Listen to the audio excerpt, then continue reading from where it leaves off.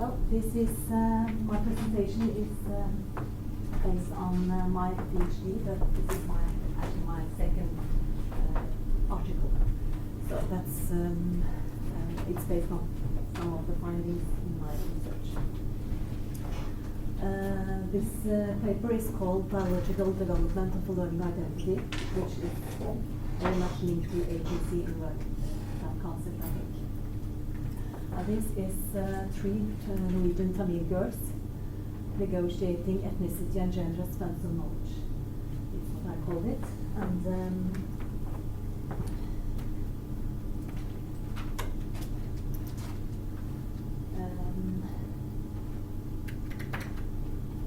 this article explores how three girls with ethnic Tamil background learn, negotiate, and reflect upon knowledge within and across a variety of social contexts in their everyday lives. The dialogical development of a learning identity is analyzed with respect to their ethnicity and gender as spans of knowledge.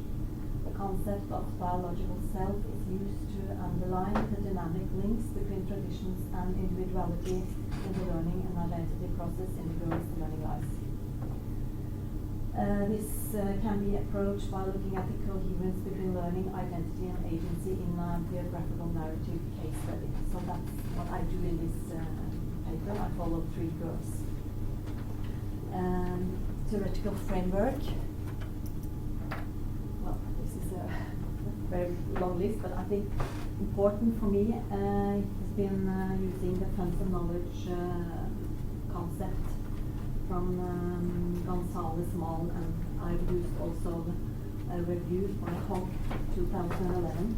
And it's the special thing with this concept, I think, is it has been very important in the research, in the contact with the informants, because I looked after resources, their practices, and what they do, instead of focusing on what lack of resources. I think that's a very important thing with that concept. So I think, yes. The methodology is a mix between ethnography and learning ecology. So I follow a learner, becoming a learner. I call my PhD, and so I follow them in many situations where learning occurs, and also so I think this is like Christina talked about, this learning ecology is very much the method I've used, like the method I've used. The study is based on an ongoing ethnographic study as part of the Learning Lives project in Oslo, eastern part of Oslo. The particular cases were selected from a group of 14 informants, these three girls, and they are followed over 2 years. I'm soon finished with that. The data is collected by using participant observation, open-ended interviewing, and using the informants as co-researchers. The cases are analyzed inductively with respect to rich points, resources, tensions, and contradictions in girls' learning lives. I think empowerment it has been very important to, well, also in the method to, in a way, empowerment the girls and the informants when they are used as co-researchers. Yes, the research context. I work in a part that is called the Learning Life, which is a research group. So my part is a little bit different because I have focused on girls. And the research context is called the Groruddalen Valley in Oslo. It's a community in the eastern part, and it's an immigrant area. You can say that. It's about 35 to 90% in some neighborhoods, and the income varies in this particular area. In the 1970s, the Tamil middle class immigrated to Norway, followed by poorer segments of the community. The majority settled in Oslo and in the Groruddalen Valley. Many of them who settled outside moved to this particular part. The media portray the Tamils as hard-working and well-integrated. They value education highly, also for girls. Some researchers found that the global Tamil exile ID, that women are in a subordinated position at home, survives. That's based on research in Norway. That statement. We can say that the majority speaks Tamil at home and is raised in Hinduism. Yes, this is, I had a short movie, that was why I tried to change that. But this is from this part, this picture.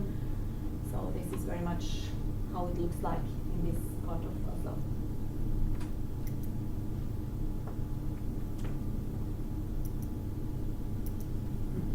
Something happened.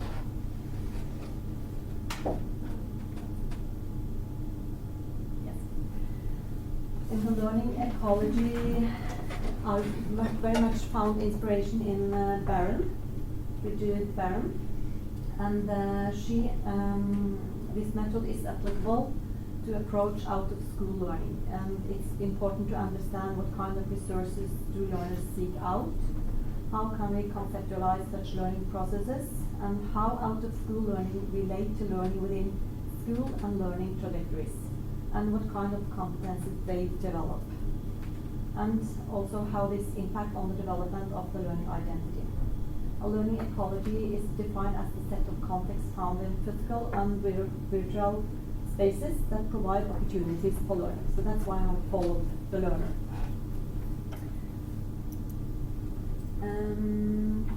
Yes. I have made some conjectures which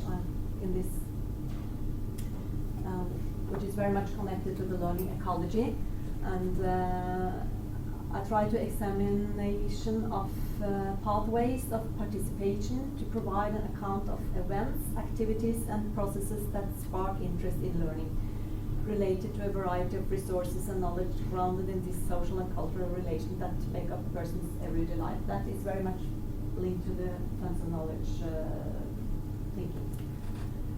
So it's very much about what kind of background or history, the narrative about the self, how that narrative impact on interest in learning. And for this particular course, well, I can see a little bit more about that later on, but that's very important there, because it's something to spark their interest in learning, and that's very much linked to their background. Yes, and also the second category is categorization of creation of learning opportunities, and to map changes in a person's learning ecology, including consequential transitions. This is because I followed them over 2 years, so I'm from secondary to upper secondary. Yes, and my research questions are: which sense of knowledge come into play when girls design a learning identity? Is this agency in learning? Which tensions and contradictions are expressed in different learning contexts? And how is the construction of a learning identity important in the way students orienting themselves towards future educational trajectories?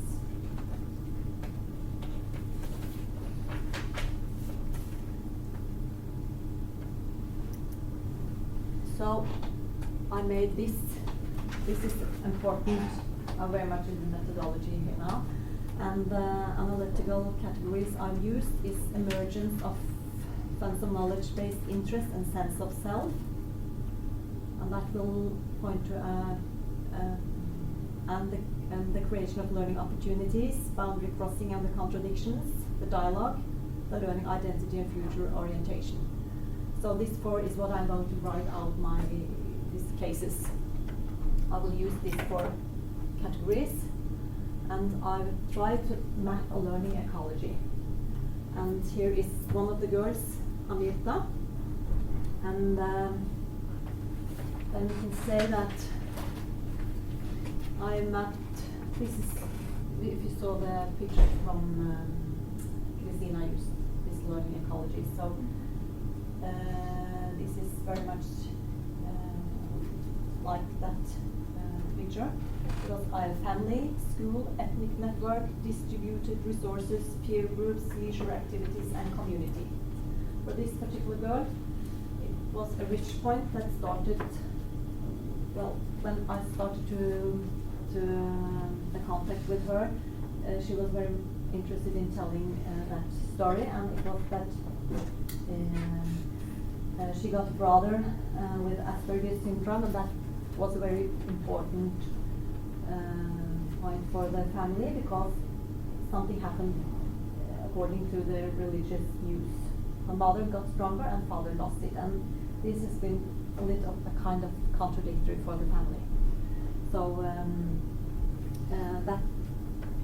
that particularly rich point sparked her interest in kind of gender and religion, tradition. So we can say, in a way, interest in ethnicity, background and gender. So she started to. I have problems with my eyes. So when I tried to map her life, then we can say she started, for example, to read books, and her favorite book is Thousand Splendid Suns, which is about arranged marriage, and yes, and that's her very much loved book. And she, but still, she is interested in religion, so she goes to the temple, for example, and she use, for example, internet to read about these things. So it's, I try to map her learning ecology and how this impact on her identity or learning identity. So I think it's very fascinating in a way to see how people use the resources which is there, both global and local, and family, for example. Her father is very important for her, also her mother, but she connects in a way much to her father in this. She's 15 to 17 when I followed her, and he's a kind of mentor for her at school, and but she is in a way struggling with well, if she takes care of her brother, that's very important for her, or how to focus on education. She's not that motivated. And some of my the other two, that's if we can see, for example, her, Anna. She is a rather different story, and she's very much motivated for school. That's very much important for her, because well, she's having a little bit different background, and for her it's sort of her father is pushing her, and yes, I just have to be short here, but I think it's important to see this learning ecology, what peer groups, for example, means, how they discuss school paths, how they work together and inspire each other to work, and so on. That's also part of this learning ecology. Yes, tab 1, categories of self-initiated knowledge building, ethnicity and tradition and gender.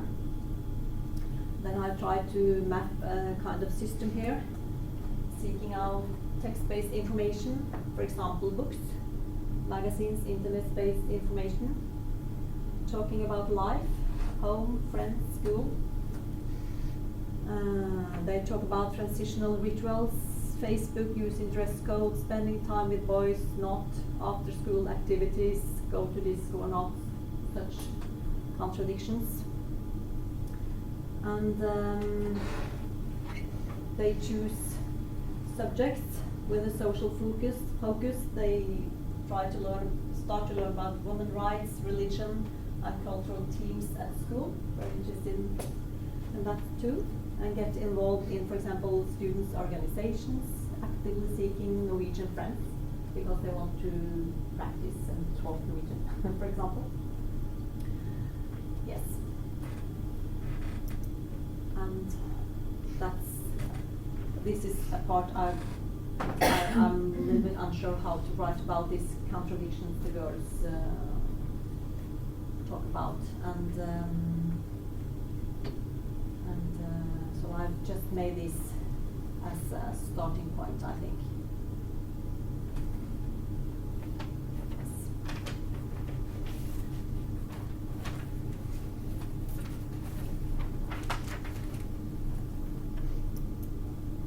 This is the dialogue, the contradictions or the negotiations, the girls. Then I think I will use this model and try to explain how they use these resources.